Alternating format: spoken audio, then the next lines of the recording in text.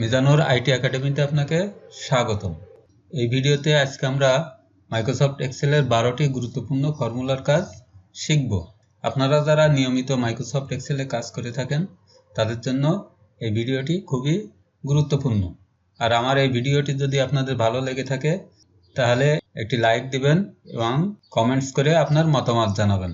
আর Microsoft এক্সেলের এই ধরনের নতুন নতুন ভিডিও পেতে গেলে আমার চ্যানেলটি সাবস্ক্রাইব করে বেল বাটনে ক্লিক করে রাখুন, তাহলে আমি যখন নতুন ভিডিও আপলোড করব তার নোটিফিকেশন আপনাদের কাছে চলে যাবে। চলুন তাহলে শুরু করা যাক।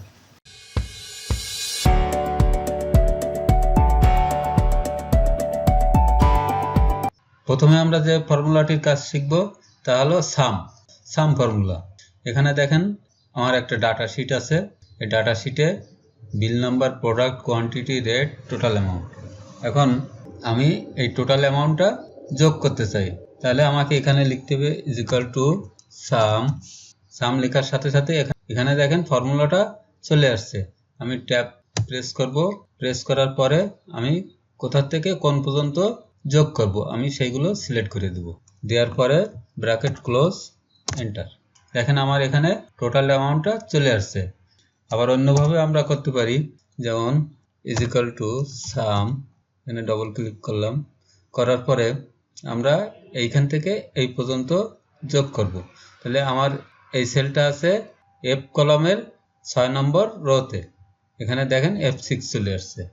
আবার এটা আছে এফ কলামের 16 নম্বর রোতে, আমরা ইজ টু F16 দিয়ে দিলাম, ব্র্যাকেট ক্লোজ করে দিলাম, এন্টার দিলাম। এখানেও যোগফল চলে আসছে। এরপর আমরা শিখব সাম ইফ ফর্মুলার কাজ। এখানে দেখেন আমার একটা ডাটা শিট আছে।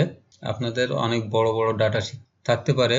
আমি এখানে কিছু প্রোডাক্টের নাম, quantity, rate, total amount input করে রেখেছি। এখন এখানে প্রোডাক্টের ভিতর mouse, keyboard, monitor, pen drive, DVD drive, অনেক প্রোডাক্ট আছে। এর ভিতরে আমি যে কোনো একটি প্রোডাক্টের টোটাল অ্যামাউন্টটা বাইর করতে চাই। মনে করেন আমি এই মাউসের টোটাল অ্যামাউন্টটা বাইর করব, সেক্ষেত্রে আমরা সাম ইফ ফর্মুলাটা ব্যবহার করব। প্রথমে আমরা ইজ ইকুয়াল টু দেব, এবার লিখব সাম। এখানে দেখেন সাম ইফ ফর্মুলাটা চলে আসছে। আমি এখানে ডবল ক্লিক করব, করার পরে এখানে বলছে রেঞ্জ, আমার রেঞ্জটা সিলেক্ট করে দিতে হবে। আমি এই রেঞ্জটা সিলেক্ট করে দিলাম। দেওয়ার পরে কমা দেওয়ার পরে এখানে দেখেন ক্রাইটেরিয়া, আমি কি চাচ্ছি সেটা এখানে লিখে দিতে হবে। আমি ইনভাইটেশন কমার ভিতরে মাউসটা লিখে দিলাম, ইনভাইটেশন কমা ক্লোজ, এবার হলো সাম রেঞ্জ, আমরা কোথা থেকে কোন পর্যন্ত যোগ করব। আমি এইটা হলো আমার সাম রেঞ্জ। এবার ব্র্যাকেট ক্লোজ, এন্টার। এখন দেখেন টোটাল মাউসের প্রাইস কত টাকা এখানে আমার যোগ হয়ে গেছে। আমি এখান থেকে কিবোর্ডের প্রাইসটাও বাইর করতে পারি। সেক্ষেত্রে আমাকে এখানে মাউসের জায়গায় কিবোর্ডটা লিখে দিতে হবে, দিয়ে এন্টার। দেখেন কিবোর্ডের টোটালটা এখানে চলে আসছে। এরপর আমরা যে ফর্মুলাটার কাজ শিখব সেটা হলো প্রোডাক্ট। এখানেও দেখেন কিছু প্রোডাক্ট, কোয়ান্টিটি, রেট আমরা এখানে এন্ট্রি করে রাখছি।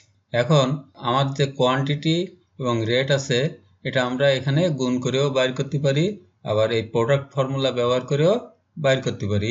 প্রথমে আমরা ইজ ইকুয়াল টু দিলাম, এখানে লিখলাম প্রোডাক্ট। দেখেন এখানে প্রোডাক্ট চলে আসছে। আমি এটা সিলেক্ট করে ট্যাব প্রেস করলাম। এবার এখানে বলতেছে নাম্বার অন, আমি এটা সিলেক্ট করব। সিলেক্ট করার পরে কমা দিব। এবার হলো নাম্বার 2, আমি এটা সিলেক্ট করব, ব্র্যাকেট ক্লোজ, এন্টার। তাহলে আমার এখানে টোটাল অ্যামাউন্টটা চলে আসছে। এবার আমি সবগুলো বাইর করতে গেলে আমি এখানে ডবল ক্লিক করলে আমার সবগুলো টোটাল অ্যামাউন্টটা চলে আসবে। তো এভাবে আমরা প্রোডাক্ট ফর্মুলা ব্যবহার করে এই কাজটি করতে পারি। এরপরে আমরা যে ফর্মুলার কাজটা শিখব তা হলো ম্যাক্স। আমার এখানে একটা স্টুডেন্ট ডাটা শিট আছে। এখানে দেখেন কোভিড আছে 450, টোটাল মার্ক নারায়ণ এত টোটাল মার্ক। এভাবে আমি এই মার্কগুলোর ভিতরে সবচেয়ে বেশি মার্ক যে পেয়েছে তার ডাটাটা আমরা বাইর করব। ইজ ইকুয়াল টু ম্যাক্স লিখলাম। এখানে দেখেন ম্যাক্সের ফর্মুলাটা চলে আসছে। এবার ট্যাব প্রেস করলাম, করার পরে আমি এগুলো সব সিলেক্ট করে দিলাম, দেওয়ার পরে ব্র্যাকেট ক্লোজ, এন্টার। এখানে দেখেন সবচেয়ে বেশি যে নাম্বার পাইছে তার নাম্বার হলো 476। আমি যদি এখানে দেই 490 দেই, তাহলে দেখেন এটা পরিবর্তন হয়ে 490 হয়ে গেছে। তো এভাবে আমরা ম্যাক্স ফর্মুলা ব্যবহার করে সর্বোচ্চ যে নাম্বারটা ওটা বাইর করতে পারি। আপনাদের অনেক বড় ডাটা শিট থাকতে পারে, সেখান থেকে আপনারা এই ফর্মুলা ব্যবহার করে এই কাজটি খুব সহজেই করতে পারেন। এরপরে আমরা যে ফর্মুলার কাজটা শিখব সেটা হলো মিন, অর্থাৎ মিনিমাম। আমরা পূর্বের ফর্মুলায় বাইর করেছি সর্বোচ্চ নাম্বারটা, এবার আমরা বাইর করব সর্বনিম্ন নাম্বারটা। তো ইজ ইকুয়াল টু min, এখানে দেখেন মিনিমাম ফর্মুলাটা চলে আসছে, এটা ডবল ক্লিক করলাম, এবার এইগুলো সিলেক্ট করে দিলাম, দেওয়ার পরে ব্র্যাকেট ক্লোজ, এন্টার। এখানে দেখেন সর্বনিম্ন নাম্বার হলো 250। এখন আমি যদি এখান থেকে একটা ডাটা পরিবর্তন করে দেই, এখানে দিলাম 150, দেওয়ার পরে দেখেন এখানে সর্বনিম্ন মার্কটা এখানে চলে আসছে। এরপরে আমরা যে ফর্মুলার কাজটি শিখব সেটা হলো কাউন্ট। এখানে দেখেন কিছু এমপ্লয়ের নাম দেওয়া আছে এবং পে স্যালারি দেওয়া আছে, মানে এগুলো এমপ্লয়ের স্যালারি দেওয়া হয়েছে, আর যেগুলো খালি আছে এগুলো দেওয়া হয়নি। এখন আমাকে বের করতে হবে কতজন মানুষের স্যালারি দেওয়া হয়েছে। ইজ ইকুয়াল টু দিলাম, এখানে লিখলাম কাউন্ট, লেখার সাথে সাথে এখানে দেখেন আমার কাউন্ট ফর্মুলাটা চলে আসছে, এটা ডবল ক্লিক করলাম, করার পরে আমি এগুলো সিলেক্ট করে দিলাম, ব্র্যাকেট ক্লোজ, এন্টার। এখানে দেখেন আমার 7 জন এমপ্লয়কে স্যালারি দেওয়া হয়েছে আর বাকিগুলো দেওয়া হয় নাই। 1 2 3 4 5 6 7 এখানে কাউন্ট করে এখানে চলে আসছে। আমি যদি এখানে আবার ডাটা ইনপুট করি, ধরেন 40,000 দিলাম, দেওয়ার পরে দেখেন 8 চলে আসছে। আমি এই ডাটা ইনপুট করার সাথে সাথে এখানে কাউন্ট পরিবর্তন হয়ে গেছে। এরপর আমরা শিখব কাউন্ট ইফ ফর্মুলার কাজ। এখানে দেখেন স্টুডেন্টের প্রেজেন্ট অ্যাবসেন্টের একটা ডাটা শিট তৈরি করা আছে। আমরা এখানে কাউন্ট ইফ ফর্মুলা ব্যবহার করে টোটাল প্রেজেন্ট এবং টোটাল অ্যাবসেন্টটা বাইর করব। ইজ ইকুয়াল টু দিব, দেওয়ার পরে কাউন্ট ইফ লিখব। দেখেন এই ফর্মুলাটা সিলেক্ট করে ট্যাব প্রেস করলাম, এবার বলছে রেঞ্জ, আমার রেঞ্জটা সিলেক্ট করে দিতে হবে, আমি কোথা থেকে কোন পর্যন্ত ডাটাটা বাইর করব, এখান থেকে এই পর্যন্ত। এবার কমা, কমা দেওয়ার পর এবার বলছে ক্রাইটেরিয়া, আমি কি বাইর করব, এখান থেকে আমি প্রেজেন্টটা বাইর করব। তাহলে ইনভাইটেশন কমার ভিতরে টি দেব, দেওয়ার পরে ব্র্যাকেট ক্লোজ, এন্টার। এই কবির সপ্তাহে 3 দিন উপস্থিত ছিল, প্রেজেন্ট ছিল। এবার আমি এখানে ডবল ক্লিক করব, করলে আমার সবগুলো একসাথে বাইরে হয়ে গেছে। এবার আমি অ্যাবসেন্টটা বাইর করব। এখন আমি এইটা কপি করে নেব, কপি করার পরে এখানে পেস্ট করে দিব, দেওয়ার পরে আমি এখানে পির জায়গা এ করে দেব, দিয়ে এন্টার। এখানে কবির 2 দিন অ্যাবসেন্ট করছে, তাহলে এখানে 2 চলে আসছে। আমি এটি সিলেক্ট করে এই কর্নার ধরে এখান থেকে এইভাবে টেনেও দিতে পারি, আর ডবল ক্লিক করলেও সবগুলো রেজাল্ট চলে আসবে। অথবা আপনি এইগুলো সব সিলেক্ট করে কিবোর্ড থেকে Ctrl+D প্রেস করলেও আপনার সবগুলো রেজাল্ট চলে আসবে।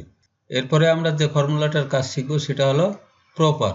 এখানে দেখেন কিছু স্টুডেন্টের নাম দেওয়া আছে, এখানে সব নামগুলো আমার স্মল লেটারে দেওয়া আছে। আমার দরকার যে নামের যে প্রথম অক্ষরটা আছে এটাকে বড় হাতে লিখতে হবে, সেক্ষেত্রে আমরা এই প্রপার ফর্মুলাটা ব্যবহার করব।